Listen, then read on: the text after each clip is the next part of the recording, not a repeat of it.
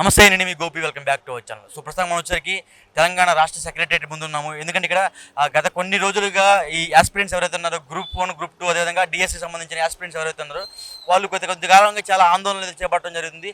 మొన్న మనం రీసెంట్గా చూసుకుంటే ఓయూ సంబంధించిన ఒక నాయక్ అనే ఒక అతను కూడా ఆమరణ నిరాహార దీక్ష కూర్చున్నాడు. ఆ రోజు గాంధీలో కూడా ప్రభుత్వం ఆయనకి మాట ఇచ్చి ఖచ్చితంగా ఎవరైతే గ్రూప్ ఆస్పిరెంట్స్ ఉన్నారో గ్రూప్ 1, గ్రూప్ 2 సంబంధించిన ఆస్పిరెంట్స్ ఉన్నారో వాళ్ళు ఖచ్చితంగా న్యాయం జరిగేలా చేస్తామని సంబంధిత ప్రభుత్వ అధికారులు అయితే అతనికి హామీ ఇవ్వడం జరిగింది. అయినా సరే దాన్ని ఇంకా పోస్ట్ పోన్ చేయడం కానీ లేకపోతే ఇంకా గ్రూప్ 1, గ్రూప్ 2 గ్రూప్ 3 అదేవిధంగా వాటిలో విన్న నోటిఫికేషన్లు ఇంకా పెంచకుండా ఉండడం జరుగుతూనే ఉంది. ముఖ్యంగా టెట్కి అదేవిధంగా డిఎస్సికి సంబంధించిన దాంట్లో బాగా తెలంగాణలో అయితే కొంచెం యువత అయితే గలమెత్తడం అయితే జరుగుతుంది. సో ముఖ్యంగా మనం చూసుకోవచ్చు ఈరోజు మొత్తం సెక్రటరియట్ ముట్టడి కారణంగా రాష్ట్ర తెలంగాణ పోలీస్ బలగం మొత్తం ఇక్కడే ఉంది. సో మనం చూసుకోవచ్చు ఒకసారి. అదేవిధంగా లోపల ఇప్పుడే ఎమ్మెల్సీ బల్మూరు వెంకట కూడా ఇప్పుడే లోపలికి వెళ్ళారు. సో అతను వచ్చేసరికి విద్యార్థి సంబంధించిన నేత కాబట్టి టీఎన్ఎస్ఎఫ్ నేత. సో అతను కూడా ఇప్పుడు సెక్రటరియట్ లోపలికి వెళ్ళిపోయారు. దాదాపు ఒక 200-300 మంది పోలీస్ బలగాలతో అయితే సెక్రటరియట్ మొత్తం నిండిపోయి ఉంది. కేవలం విద్యార్థులు ఆందోళన చేపడుతున్నారు ఒక కారణంతో ఇంతమంది అయితే ఇక్కడైతే ఉన్నారు. సో కొన్ని నిమిషాల్లో విద్యార్థులు ఇక్కడికి వచ్చే అవకాశాలు ఎక్కువ కనిపిస్తున్నాయి. ఎందుకంటే చాలా రోజుల నుంచి విద్యార్థులు అదేవిధంగా యాస్పిరెంట్స్ అయితే చాలా ఇబ్బందులు పడుతున్నారు. ముఖ్యంగా టెట్కి డిఎస్సికి చాలా గ్యాప్ లేదు, కేవలం 20 రోజులు మాత్రమే గ్యాప్ ఉందండి. వాళ్ళైతే చాలా ఆవేదనకు అయితే గురవుతున్నారు. సో ముఖ్యంగా డిఎస్సి ఆస్పిరెంట్స్ ఏదైతే ఎవరైతే ఉన్నారో వాళ్ళు చాలా అయితే ఇబ్బందులు గురవుతూ ఉన్నారు. బట్ గవర్నమెంట్ తరపున ఏమని చెప్తున్నారంటే ఈరోజు బట్టి విక్రమార్క గారు ఏం చెప్పారంటే 80 మంది ప్రిపేర్ అవుతుంటే 20 మంది వచ్చి ఇట్లా రోడ్డు మీద గలమెత్తుతున్నారు అంటున్నారు. బట్ గవర్నమెంట్ ఏం ఆలోచించాలంటే డెఫినెట్గా దీంట్లో న్యాయం ఉంది. టెట్కి డిఎస్సికి కేవలం 20 రోజుల గ్యాప్లో ఇవన్నీ 20 రోజుల గ్యాపే ఉంది. 20 రోజుల్లో వాళ్ళు ఏం చదవగలుగుతారు, వాళ్ళు ఏం రాయగలుగుతారు, వాళ్ళు ఏం ప్రిపేర్ అవ్వగలుగుతారు, దీంట్లో కూడా వాస్తవం ఉంది. కాబట్టి మీడియా రంగం మొత్తం కూడా విద్యార్థులకు అయితే సహకరిస్తున్నారు. సో మన వెనకమాలు చూసుకోవచ్చు, దాదాపు ఒక 20-30 మీడియా ఛానల్స్ అన్నీ స్టూడెంట్స్ని కవర్ చేయడానికి వచ్చారు.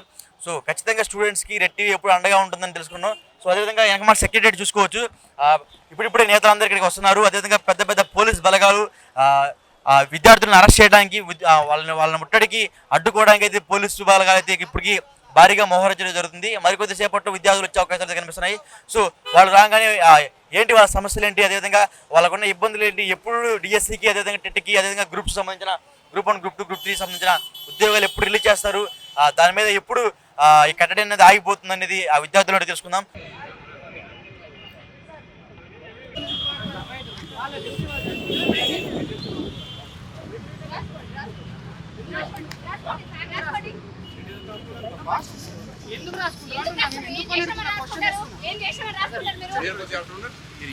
అసలు వాళ్ళు ఏం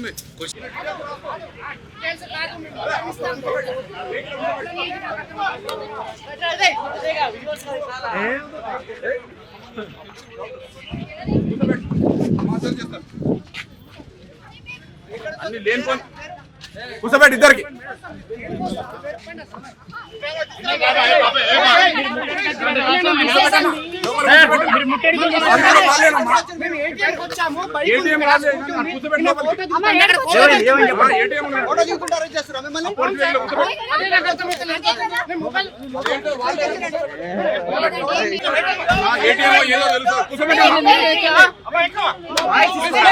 వస్తుంది. బీసీల రిజర్వ్ వెంటనే చేయాలి, విద్యార్థుల ఎగ్జామ్స్ పోస్ట్ పోన్ చేయాలి, గ్రూప్ 2లో పోస్టులు పెంచాలి, డిఎస్సిని వాయిదా వేయాలి, బీసీల రిజర్వేషన్ వెంటనే అమలు చేయాలి. సరే మీ 10 పెడతాంలే ఎంక్వైరీ చేసి మొబైల్ కూడా చూస్తాడు సిఆర్ గా, ఆయన పేరేంటో తెలియదు, మొబైల్ కూడా చూస్తాడు, ఆయన ఏం లేదు, అనవసరంగా ఎక్కిస్తున్నారు. ఎందుకు మా మిస్సెస్ మీరు ఎందుకు వచ్చారు?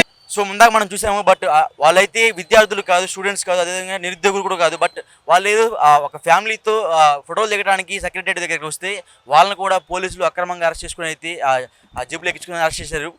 అయినా సరే ఇక్కడైతే ప్రస్తుతానికి అయితే నిరుద్యోగులు అదేవిధంగా యాస్పిరెంట్స్ కూడా ఎవరైతే ఇక్కడ రాలేదు. ముట్టడి అన్నారు కానీ బట్ ఇక్కడ వర్ష ప్రభావం అయితే ఎక్కువ అవుతుంది. సో అందుకని రాలేదేమో. మరికొంతమంది అయితే ఓయూలోనే కొంతమంది స్టూడెంట్స్ని అక్కడే పోలీసులు నిర్బంధించారు. అదేవిధంగా కొంతమంది అయితే అరెస్ట్ చేయడం జరిగింది. మరికొంతమందిని కూడా ఇక్కడ ఒక ఇద్దరు ఆస్పిరెంట్స్ని కూడా అరెస్ట్ చేయడం జరిగింది. ఒక 3 బీసీ నేతలను కూడా అరెస్ట్ చేయడం జరిగింది. సో ఇక్కడ పరిస్థితి అయితే ఇది ఎవరు వచ్చినా సరే సెక్రటరీ లోపలికి అయితే ఎవరిని అలౌ చేయట్లేదు, కేవలం పాసులు ఉంటేనే అలౌ చేస్తున్నారు. సో నిర్బంధిత గురు అంటే ముఖ్యంగా యాస్పిరెంట్స్ అయితే ఎవ్వరు ఈ చుట్టుపక్కల కూడా రావట్లేదు. ముఖ్యంగా చుట్టూ నలుమూలలో సెక్రటరియట్ నలుమూలలో కూడా పోలీసులు అయితే పెద్ద పెద్ద బారిగేట్లు పెట్టి